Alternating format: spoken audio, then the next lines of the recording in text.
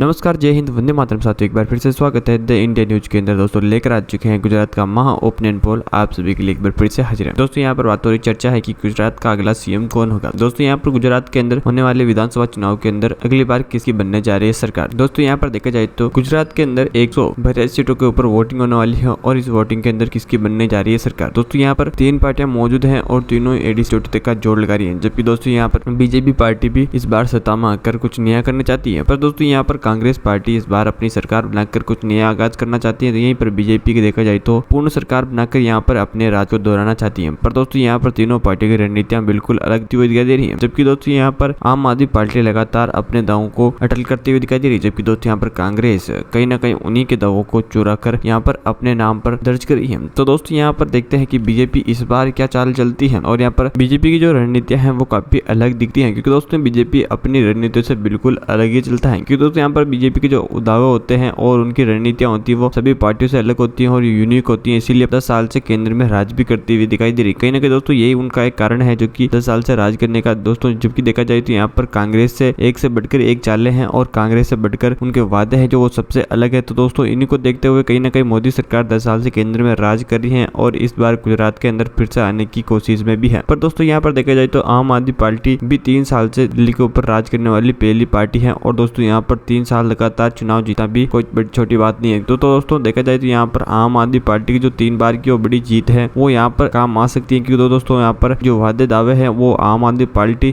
अपने दावों पर अटल होने की पूरी उम्मीद जताते हैं और यहाँ पर भी कहीं ना कहीं वो यहाँ पर यूज कर सकते हैं और यहाँ पर गुजरात की जनता को लुभा कर अपनी पार्टी को बनाने के लिए आगे भी बढ़ सकते हैं। पर दोस्तों यहाँ पर कांग्रेस की बात की जाए तो कांग्रेस का काफी अच्छा प्रभाव है इस बार। क्योंकि दोस्तों किसान आंदोलन के चलते गुजरात के अंदर भी काफी जनसंख्या मोदी जी के खिलाफ हो गई थी। तो कहीं ना कहीं उस किसान आंदोलन का अच्छा भरपूर फायदा उठा सकते हैं यहाँ पर कांग्रेस सरकार। और इस कांग्रेस सरकार को किसान आंदोलन का फायदा मिलता है तो कहीं ना कहीं यहाँ पर सरकार बनना तोते हैं। तो दोस्तों यहाँ पर देखते हैं किसकी बनेगी सरकार। आज की जनता सर्वे के मुताबिक आज ही जनता सर्वे होता है विधानसभा के 182 विधानसभा सीटों के ऊपर। तो किसकी बनती है यहाँ पर सरकार जानेंगे पूरे विस्तार से। उससे पहले आप सभी से एक छोटी सी रिक्वेस्ट है कि अभी तक आपने हमारे इस चैनल को नीचे लाल बटन सब्सक्राइब नहीं किया है तो अभी कभी नीचे लाल बटन दबा के चैनल को सब्सक्राइब कर लें और बेल आइकन को ऑल पे प्रेस कर लें। दोस्तों ऐसे में आपको ओपिनियन पोल जनता सर्वे संबंधी तमाम जानकारी से रिपोर्ट सिर्फ हमारे इसी चैनल के माध्यम से मिलती रहेगी। और साथ ही दोस्तों आप गुजरात के अंदर कौन सी पार्टी को सपोर्ट करते हैं, यहाँ पर कांग्रेस, बीजेपी या आम आदमी पार्टी, जिस भी पार्टी को सपोर्ट करते हैं हमारे कमेंट बॉक्स में आकर जरूर बताएगा उस पार्टी को सपोर्ट कर लें। उस पार्टी का नाम हमारे कमेंट बॉक्स में लिखेगा और आप कौन से राज्य, शहर, जिले से रहने वाले हैं ये भी लिख के बताया जाए कि हमें पता चल सके कौन कौन से राज्य से कौन कौन से लोग कितनी पार्टी को कितना सपोर्ट कर रहे हैं। तो दोस्तों यहीं पे जानेंगे हम एक एक जिले वाइज। तो यहाँ पर पहले जिले के बारे में बात कर लेते हैं। भावनगर की हम 7 विधानसभा सीटों के बारे में बात करेंगे। तो यहाँ पर 7 में से दोस्तों यहाँ पर कांग्रेस के खाते में 3 है, तो बीजेपी खाते में 2 सीटें हैं, यहाँ पर आम आदमी पार्टी खाते में 2 सीटें हैं और यहाँ पर अदर खाते में 0 सीट है। तो वही दोस्तों हम अहमदाबाद की 21 विधानसभा सीटों के बारे में बात कर ले तो 21 में दोस्तों यहाँ पर कांग्रेस के खाते में 11 विधानसभा सीटें, यहाँ पर बीजेपी खाते में 7 सीटें हैं, तो यहाँ पर आम आदमी पार्टी खाते में भी 2 सीटें हैं, तो अदर खाते में 1 सीट जाती हुई दिखाई दे रही है। जबकि दोस्तों यहाँ पर अमरेली की हम 5 विधानसभा सीटों के बारे में बात करें, 5 में से यहाँ पर कांग्रेस को 2 सीटें मिल रही है, जबकि दोस्तों यहाँ पर बीजेपी 2 सीटें अपने नाम करती है, यहाँ पर आम आदमी पार्टी को 1 सीट मिल रही है और अदर खाते में 0 सीट है। तो वही दोस्तों हम गुजरात की 33 सीटों में से यहाँ पर कांग्रेस को 16 सीटें मिल रही थी, यहाँ पर बीजेपी को 11 सीटें मिल रही है, जबकि दोस्तों यहाँ पर आम आदमी पार्टी को 5, तो अदर खाते में भी 1 सीट जाती हुई दिखाई दे रही है। दोस्तों इसी के साथ हम अगले जिले के बारे में बात करते हैं। यहाँ पर आनंद की 7 सीटों में से यहाँ पर कांग्रेस को 2 सीटें मिलेगी, जबकि दोस्तों यहाँ पर बीजेपी 3 सीटें अपने नाम करेगी, यहाँ पर आम आदमी पार्टी भी 2 सीटें अपने नाम करते हुए दिखाई देती है, यहाँ पर अदर खाते में बिल्कुल 0 सीट है। तो वे दोस्तों अरावली की हम 3 विधानसभा सीटों के बारे में बात करें, 3 में से दोस्तों यहाँ पर कांग्रेस के खाते में 2 सीटें हैं, जबकि दोस्तों यहाँ पर बीजेपी भी 1 सीट अपने नाम कर रही है, यहाँ पर आम आदमी को 0 सीट मिलेगी, तो अदर खाते में 0 सीट। वही दोस्तों हम बनासकांठा की 9 विधानसभा सीटों के बारे में बात करें, 9 में दोस्तों यहाँ पर कांग्रेस के खाते में 4 सीटें हैं, जबकि दोस्तों यहाँ पर बीजेपी 3 सीटें अपने नाम करी थी, यहाँ पर आम आदमी पार्टी को 2 सीटें मिल रही, तो अदर खाते में 0 सीट है। वही दोस्तों हम गुजरात की 52 सीटों के बारे में बात करें तो 52 में से दोस्तों यहाँ पर कांग्रेस के खाते में 24 सीटों का अच्छा खासा बहुमत है, तो वहीं बीजेपी को यहाँ पर 18 सीटें मिलती हुई दिखाई दे रही है, जबकि दोस्तों यहाँ पर आम आदमी पार्टी को 9 सीटें मिल रही, तो अदर खाते में भी 1 सीट जाती हुई दिखाई पड़ रही है। पर दोस्तों इसी के साथ हम अगले जिले के बारे में बात करेंगे। यहाँ पर तो भरूच की हम 5 विधानसभा सीटों के बारे में बात करें, 5 में से दोस्तों यहाँ पर कांग्रेस के खाते में 2 सीटों का अच्छा खासा बहुमत है, जबकि दोस्तों बीजेपी 3 सीटें अपने नाम कर रही है, तो यहाँ पर आम आदमी पार्टी को 0 सीट मिलेगी, तो अदर खाते में भी 0 सीट है। पर दोस्तों वहीं पर बोटाड़ की 2 विधानसभा सीटों के बारे में बात करें, 2 की 2 सीटें कांग्रेस के खाते में जाती हुई दिखाई दे रही है, जबकि दोस्तों यहाँ पर बीजेपी, आम आदमी और अदर खाते में 0 सीट है। दोस्तों वही छोटा उदयपुर की हम 3 विधानसभा सीटों के बारे में बात करें, 3 में से दोस्तों यहाँ पर कांग्रेस के खाते में 2 विधानसभा सीटें, यहाँ पर बीजेपी 1 सीट अपने नाम कर रही है, यहीं पर आम आदमी पार्टी को 0, तो अदर खाते में भी 0 सीट है। तो वही दोस्तों हम गुजरात की 62 सीटों के बारे में बात करें तो 62 में से यहाँ पर कांग्रेस के खाते में 3 सीटों का अच्छा खासी लीड है, जबकि दोस्तों यहाँ पर बीजेपी खाते में 22 सीटें हैं, तो वही यहाँ पर आम आदमी पार्टी खाते में 9 सीटें, तो अदर खाते में 1 सीट जाती हुई दिखाई पड़ रही है। दोस्तों इसी के साथ हम अगले जिले के बारे में बात बात करें यहाँ पर हम यहाँ पर दाहोद की 6 विधानसभा सीटों के बारे में बात करें 6 में दोस्तों यहाँ पर कांग्रेस के खाते में 4 सीटों का अच्छा खासा बहुमत है, जबकि दोस्तों यहाँ पर बीजेपी खाते में 2 सीटें हैं। तो यहाँ पर आम आदमी पार्टी को 0 सीट मिल रही थी, यहाँ पर अदर खाते में भी 0 सीट है। पर दोस्तों यहीं पर हम डांग की 1 सीट के बारे में बात करें तो एक सीट कांग्रेस अपने नाम करता हुआ दिखाई दे रहा है, जबकि दोस्तों यहाँ पर बीजेपी खाते में 0 था, यहाँ पर आम आदमी पार्टी को भी 0 सीट मिल रही थी, अदर खाते में भी 0 सीट है। तो ये दोस्तों हम देवभूमि द्वारका की 2 विधानसभा सीटों के बारे में बात करें, 2 में से कांग्रेस और बीजेपी दोनों पार्टियों को एक सीट का बहुमत मिल रहा है, जबकि दोस्तों आम आदमी पार्टी को 0 सीट है, तो अदर खाते में भी 0 सीट है। इसी के साथ दोस्तों हम गुजरात की 70 सीटों के बारे में बात करें, 70 में से पर कांग्रेस को 35 मिल रही थी, पर बीजेपी खाते में 25 सीटें हैं। तो वहीं आम आदमी पार्टी को 9 सीटें मिल रही थी, अदर खाते में 1 सीट जाती हुई दिखाई दे रही है। इसी के साथ दोस्तों हम अगले जिले के बारे में बात कर लेते हैं। यहाँ पर गांधीनगर की 5 सीटों के बारे में बात करें तो 5 में से यहाँ पर कांग्रेस खाते में 2 सीटें हैं, जबकि दोस्तों यहाँ पर बीजेपी खाते में 3 सीटें जाती हुई दिखाई दे रही है। पर दोस्तों यहाँ पर आम आदमी पार्टी को 0 सीट मिल रही थी, यहाँ पर अदर खाते में 0 सीट है। वही गिर सोमनाथ की हम 4 विधानसभा सीटों के बारे में बात करें, 4 में से दोस्तों यहाँ पर कांग्रेस खाते में 1 सीट जाती हुई दिखाई दे रही थी, यहाँ पर बीजेपी खाते में 3 सीटें हैं। तो यहाँ पर आम आदमी पार्टी को 0 सीट मिलेगी, तो अदर खाते में 0 सीट है। पर दोस्तों जामनगर की 5 विधानसभा सीटों के बारे में बात करें तो 5 में से यहाँ पर कांग्रेस को 3 सीटें मिलेगी, जबकि दोस्तों यहाँ पर बीजेपी खाते में 2 सीटें हैं। तो यहीं पर आम आदमी पार्टी को यहाँ पर 0 सीट मिलेगी, तो अदर खाते में 0 सीट है। पर दोस्तों यहीं पर हम गुजरात की 85 सीटों के बारे में बात करें तो 85 में से दोस्तों यहाँ पर कांग्रेस को 42 सीटें मिलेगी, जबकि दोस्तों यहाँ पर बीजेपी खाते में 33 सीटें हैं। तो यहाँ पर आम आदमी पार्टी खाते में 9, तो अदर खाते में 1 सीट जाती हुई दिखाई दे रही है। इसी के साथ दोस्तों हम अगले जिले के बारे में बात कर लेते हैं। यहाँ पर जूनागढ़ की 5 विधानसभा सीटों में से 5 में से दोस्तों यहाँ पर कांग्रेस को 1 सीट मिलेगी, जबकि दोस्तों बीजेपी खाते में 2 सीटें हैं। तो यहाँ पर आम आदमी भी 2 सीटें अपने नाम कर रहा है। पर दोस्तों यहाँ पर कच्चा की 6 सीटों के बारे में बात कर लेते हैं, 6 में दोस्तों पर कांग्रेस को 2 सीटें मिल रही है, तो बीजेपी खाते में 4 सीटें जाती हुई दिखाई दे रही है। पर दोस्तों यहाँ पर आम आदमी पार्टी को 0 सीट मिल रही है, तो अदर खाते में भी 0 सीट है। पर दोस्तों वहीं खेड़ा की हम 6 सीटों के बारे में बात कर लेते हैं, 6 में से दोस्तों यहाँ पर कांग्रेस खाते में 4 सीटों का अच्छा खासा बहुमत है, यहाँ पर बीजेपी खाते में 2 सीटें ही हैं। तो आम आदमी पार्टी को यहाँ पर 0 सीट मिल रही है, तो अदर खाते में भी 0 सीट जाती हुई दिखाई दे रही है। पर दोस्तों यहाँ पर गुजरात की 102 सीटों के बारे में बात कर लेते हैं, कांग्रेस को 49 सीटें मिल रही है, पर बीजेपी खाते में 41 है। तो यहाँ पर आम आदमी पार्टी 11 सीटें हैं, तो अदर खाते में भी 1 सीट जाती हुई दिखाई दे रही है। इसी के साथ दोस्तों हम अगले जिले के बारे में बात कर लेते हैं। यहाँ पर महसाणा की 7 सीटों में से यहाँ पर कांग्रेस खाते में 3 सीटों का अच्छा खासा बहुमत है, यहाँ पर बीजेपी खाते में 2 सीटें हैं। तो यहाँ पर आम आदमी पार्टी और अदर खाते में 1 सीट है। तो वही दोस्तों महिसागर की 3 सीटों के बारे में बात कर ले, 3 में से यहाँ पर कांग्रेस को 1 सीट मिल रही है, जबकि दोस्तों यहाँ पर बीजेपी खाते में 2 सीटें हैं। तो यहाँ पर आम आदमी को 0, तो अदर खाते में भी 0 सीट है। वही दोस्तों हम मोरबी की 3 सीटों के बारे में बात कर ले, 3 में से दोस्तों यहाँ पर कांग्रेस खाते में 1 सीट है, तो बीजेपी खाते में 1 सीट है, और आम आदमी पार्टी खाते में भी 1 सीट है, तो अदर खाते में 0 सीट है। इसी के साथ दोस्तों हम गुजरात की 115 सीटों में से पर कांग्रेस को 54 सीटें मिल रही, जबकि दोस्तों यहाँ बीजेपी खाते में 46 है, तो यहाँ पर आम आदमी पार्टी खाते में 13 है, तो अदर खाते में 2 सीटें जाती हुई दिखाई दे रही है। इसी के साथ दोस्तों हम अगले जिले के बारे में बात कर ले, तो नर्मदा की हम 2 सीटों के बारे में बात करें, 2 में से दोस्तों पर कांग्रेस खाते में 1 सीट है, तो बीजेपी खाते में 1 सीट है। तो यहाँ पर आम आदमी पार्टी खाते में 0, तो अदर खाते में 0। तो दोस्तों यहीं पर हम नवसारी की 4 सीटों में से यहाँ पर कांग्रेस को 2 सीटें मिल रही थी, यहाँ पर बीजेपी को 1 ही सीट मिल रही थी, यहाँ पर आम आदमी पार्टी को भी 1 सीट मिल रही है, तो अदर खाते में 0 सीट है। तो वही दोस्तों पंचमहल की 5 सीटों में से यहाँ पर कांग्रेस को 2 सीटें मिल रही थी, यहाँ पर बीजेपी खाते में भी 2 सीटें हैं, तो यहाँ पर आम आदमी पार्टी को 1 सीट मिल रही है, तो अदर खाते में बिल्कुल 0 सीट है। वही दोस्तों इसी के साथ हम गुजरात की 126 सीटों में से पर कांग्रेस को